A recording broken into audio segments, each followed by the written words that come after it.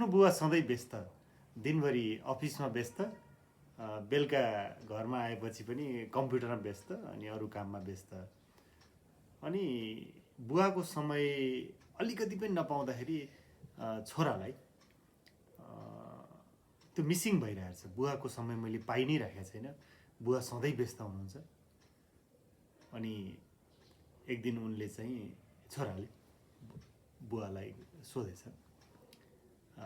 बुवा हजुर धेरै पैसा कमाउनुहुन्छ होला, महिनामा त कति धेरै यहाँको आम्दानी हुन्छ होला कि, साँच्चै तपाईँले 1 घन्टामा कति कमाउनुहुन्छ भनेर छोराले सोधेछ।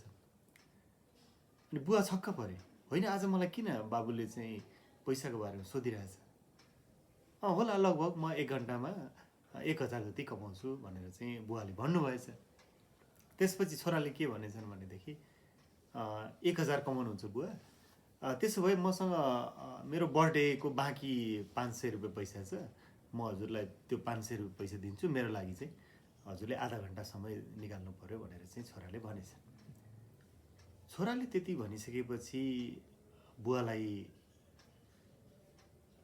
एकदमै होइन उहाँ भावुक हुनुभएछ। अनि त्यसपछि छोरोले कति समय खोजिरहेको रहेछ भन्ने कुरो चाहिँ उहाँलाई महसुस भएछ।